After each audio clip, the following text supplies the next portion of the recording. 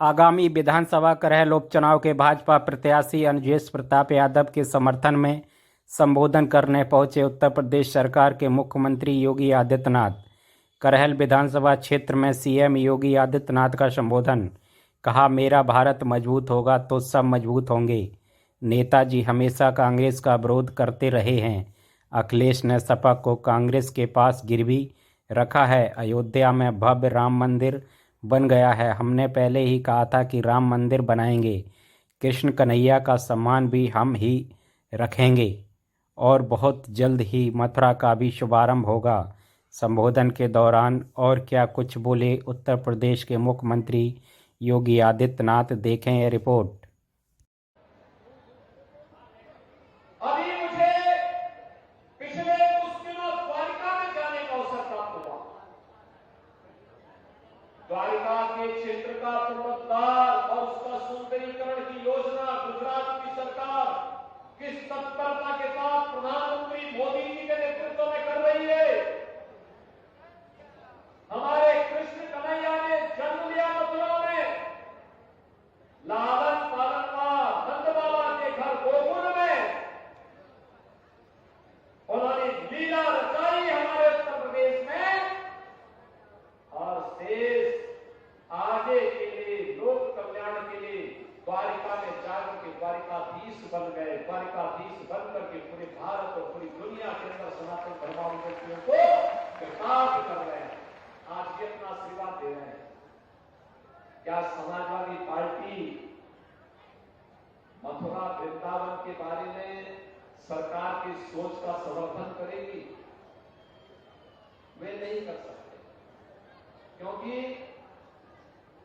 ये आज की समाजवादी पार्टी तो रामद्रोही है। भगवान राम के मंदिर में दर्शन करने नहीं गए, उनको लगता था वो खिसक जाएगा। यानी राम मंदिर में जाने में वोट खिसकता है इनका, भगवान कृष्ण की जन्मभूमि में जाने में वोट खिसकता है इनका, काशी में काशी विश्वनाथ धाम जाने पर इनका वोट खिसकता है। अरे हमारे आराध्यों का जब आप सम्मान नहीं कर सकते, पूछना चाहिए, तो फिर हमारा वोट लेने के लिए भी क्यों आप आते हैं? तो टुकाइए। करहलवासियों में आपसे ये भी करूंगा, आपको उनको जवाब देना चाहिए और जवाब यही देना चाहिए, दो टुक बोलना चाहिए। अगर आप कृष्ण कन्हैया का सम्मान नहीं कर सकते, उनके गौरव और गरिमा के सम्मान के लिए आप कुछ नहीं बोल सकते, तो हम भी आपसे बाय बाय करते हैं।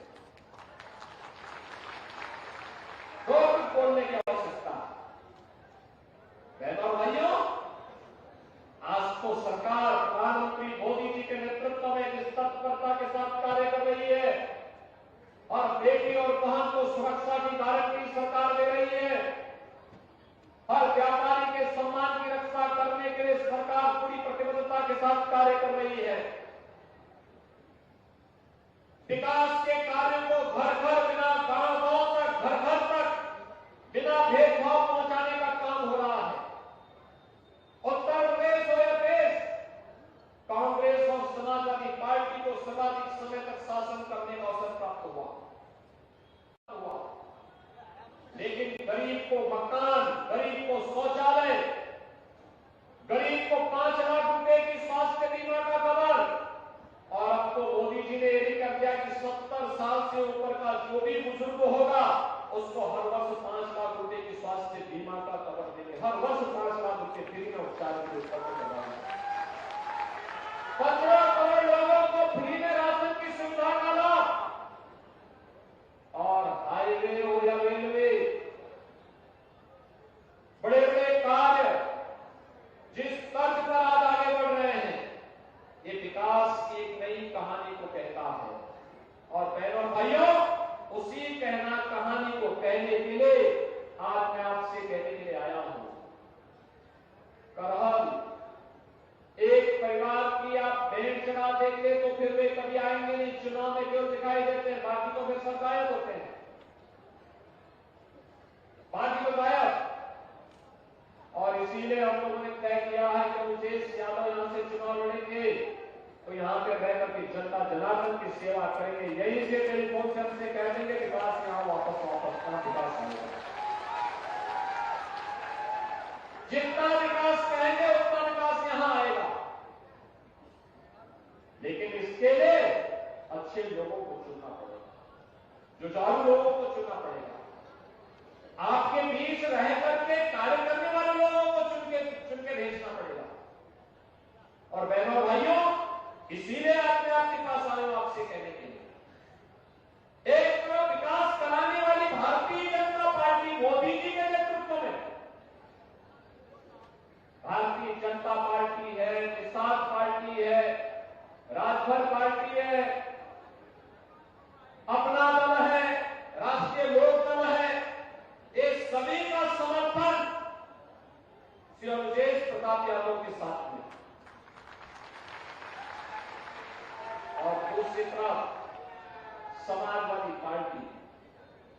बहनों और भाइयों, अब तो मैंने सुना है कि लोकसभा चुनाव में जिन्होंने खटाखट की बात कही थी, एक खटाखट का क्या किसी को 1-1 लाख रुपए इन्होंने दिया है क्या? किसी को दिया है क्या? मैनपुरी वासियों मुझे बताओ, क्या लोकसभा चुनाव के बाद किसी के खाते में पैसा आया क्या? तो इन्होंने झूठ क्यों बोला? इन्होंने झूठ क्यों बोला? ये कहते थे कि मोदी जी अगर आएंगे तो संविधान बदल देंगे। क्या मोदी जी तो फिर से तीसरी बार प्रधानमंत्री बन भी चुके हैं और बनने के क्या संविधान बदला गया? क्या आरक्षण समाप्त हुआ क्या? अरे मोदी जी पहले प्रधानमंत्री हैं जिन्होंने बाबा साहब भीमराव अम्बेडकर के पंचतीर्थों को निर्माण करके बाबा साहब भीमराव अम्बेडकर को सम्मान दिया। मोदी जी पहले प्रधानमंत्री हैं जिन्होंने भारत के संविधान को सिर में रख करके नई संसद में स्थापित करवाया और 26 नवंबर की तिथि को भारत के संविधान दिवस की तिथि के रूप